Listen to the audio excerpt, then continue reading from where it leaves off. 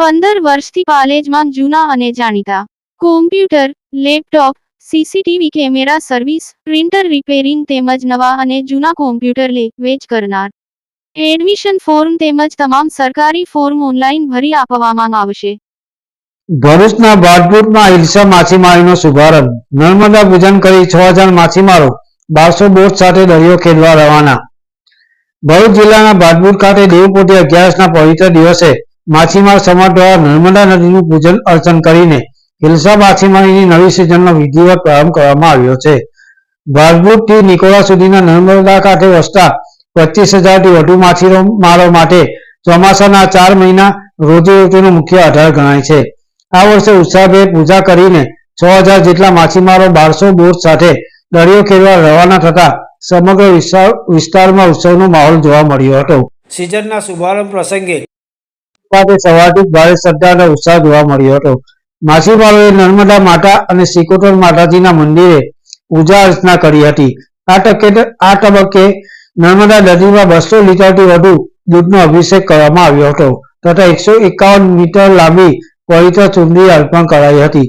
આગામી સિઝન સફળ રહે તે માટે સમુદ્ર અને નદી માતાની પ્રાર્થના કર્યા બાદ માછીમારો પોતાની બોટ સાથે રવાના થયા હતા. માછીમારો નર્મદા નદીના મુખ પ્રદેશથી આશરે 35 કિલોમીટર દૂર દરિયામાં જઈને આગામી 7 દિવસ સુધી હિલ્સા માછલી પકડવાની કામગીરી કરશે.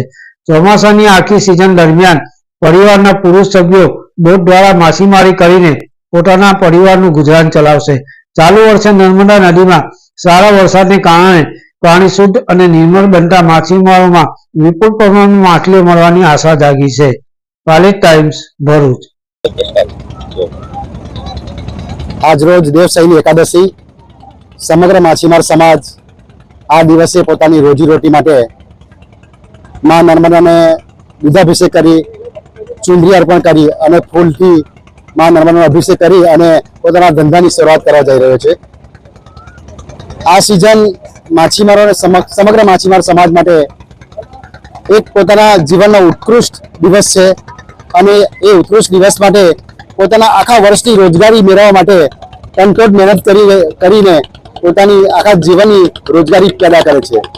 આ તબક્કે આ નર્મદા નદીની અંદર આજરોજ કલેક્ટર ઓફિસ તરફથી પણ પૂરના પાણીને લીધે પરમિશન મળી નથી, છતાં પણ માછીમાર લોકો અત્યાર સુધી સ્ટેન્ડ બાય કરીને હવે જો વાતાવરણ સારું હશે તો ફિશિંગ કરવા માટે નીકળી જશે.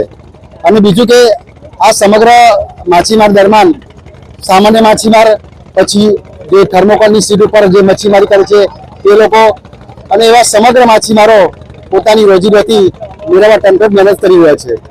બીજું કે આ નર્મદામાં વર્ષોથી સારા પ્રમાણમાં માછલી ઉત્પાદન થાય છે, પણ બેરેજ બનવાથી થોડી ઘણી પ્રોબ્લેમ ઊભો થવાની શક્યતા રહેલી છે. એટલે સરકારશ્રીની બી અમારી નમ્ર વિનંતી છે કે આ બાબતમાં કંઈ ઘટતું કરે અને માછીમારોની રોજગારી કાયમ માટે ચાલુ રહે એવી અભ્યર્થના. આશરે આ પટ્ટી પર 20000 માછીમારો પોતાની રોજીરોટી મેળવે છે અને ખાલી ફક્ત ભારભૂત અને વેજલપુર ભરૂચ જ નહીં, સમગ્ર નર્મદાના બંને કિનારા પર પૂર્વ અને પશ્ચિમ અને ઉત્તર અને દક્ષિણ કિનારા પર બધા જ માછીમારો, આદિવાસીઓ અને કોળી પટેલો પણ આ બિઝનેસ કરી રહ્યા છે.